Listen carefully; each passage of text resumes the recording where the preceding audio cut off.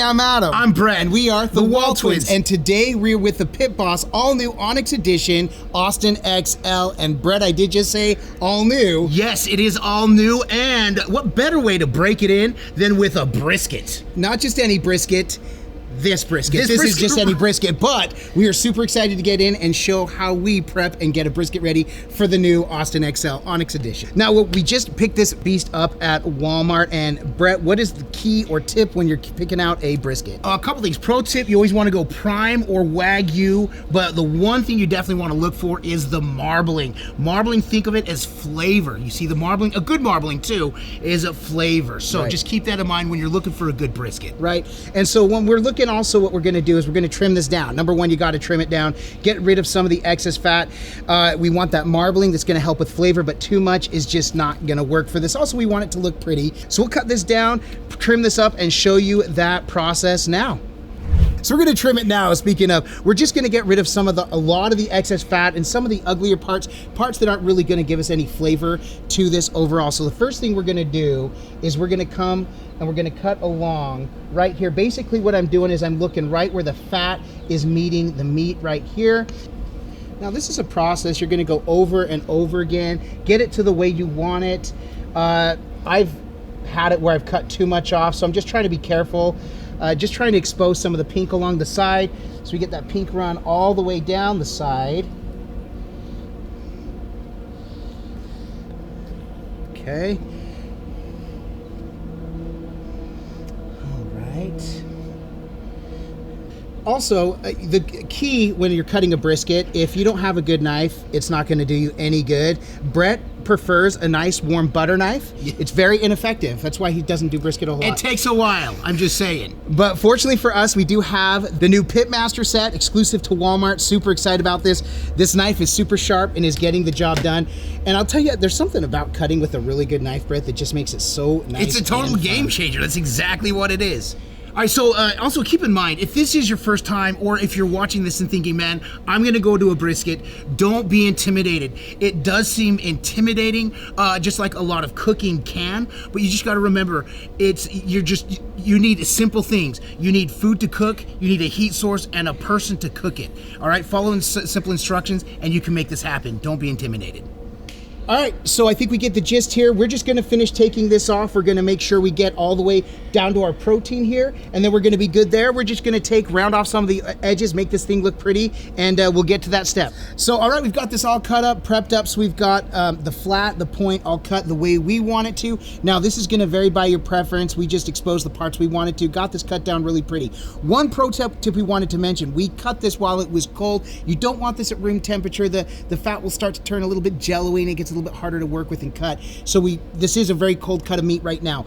Also, if you're not quite ready to season it, you can toss it back in the fridge. Make sure it stays nice and cold, but we are ready to toss it on, so we're gonna go ahead and season up now. Brett, what do we got for our rub of choice today? Today we're using the Pit Boss Lone Star brisket rub, which is salt, pepper, and paprika.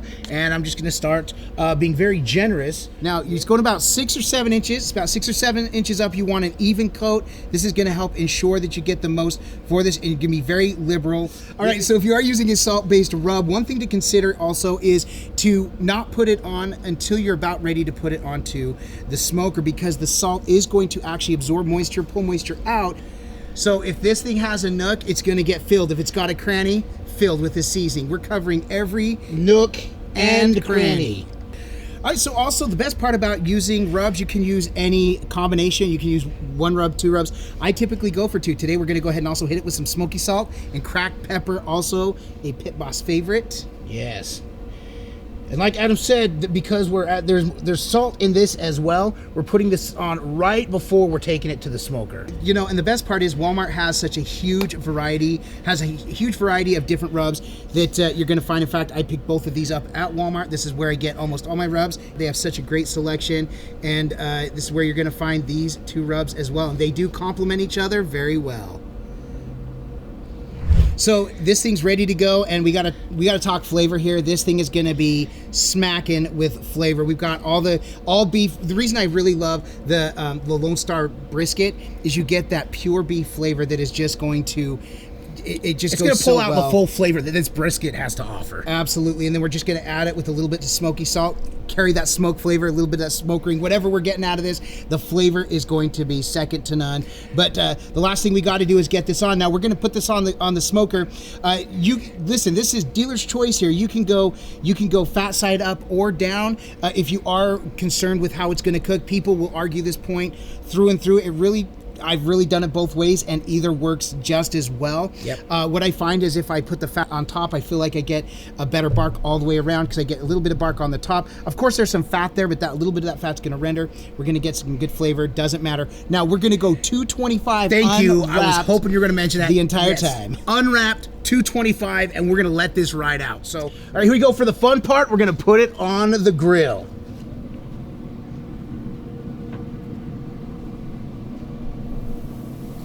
And for us, we are going fat side up. And now the hardest parts, the weights. All right, so we do have our spritz. We're going to spritz once every hour, on the hour, whenever it is. Set every hour. But every hour. And a pro tip here too: we've got two parts Worcestershire sauce and 1 part lime juice. This is going to really bring out those flavors, a little bit of acidity, but also just help keep it moist overall. Now, a lot of talk about which is best: foil, butcher paper, or what we're doing as unwrapped. Do you have a preference?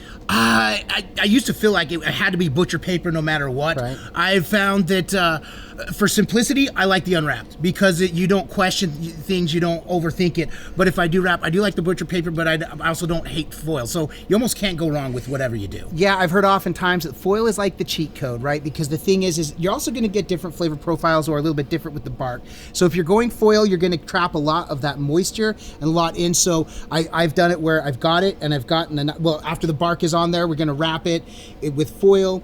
It's going to keep the heat and really make it nice and tender. Steam cook it basically. So, and that's after you've got enough smoke ring. You're not going to get more smoke at that point, so it doesn't matter. And then obviously opening it up to make sure you get a little bit more bark at the end. And that's more of a process getting through that.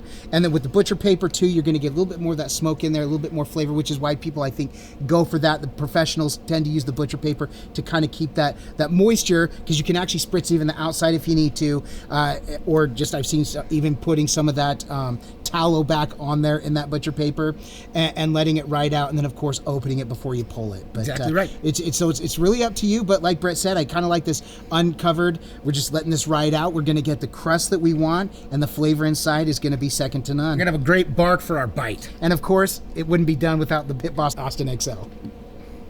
All right, now we've been spritzing this brisket every hour on the hour, and I just want to let you know a part of the Pitmaster set with Pit Boss is this awesome spritz bottle. So we're going to spritz it one more time before we pull this. Make sure I get up and over as best I can. And this thing is just really close and ready to go. So we're going to pull it, and we're going to let it rest on the countertop covered for about an hour or two, and we'll be back to the block. Right, we're letting it go to we're trying to get internal about 190, 195. We'll be closer to 195 when we pull it and we rest it. We'll be good to go.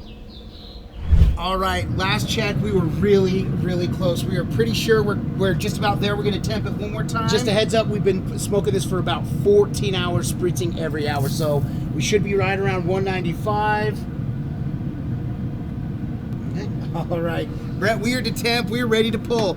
We're going to go ahead and pull this now. We're going to go ahead and set it in our container and wrap it with foil and let it rest. Hour or two. Hours. You thought 14 hours was rough? This 2 hours might take just as long. It's going to feel as long, I promise you that.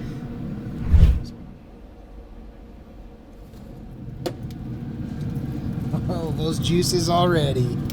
Woo-hoo.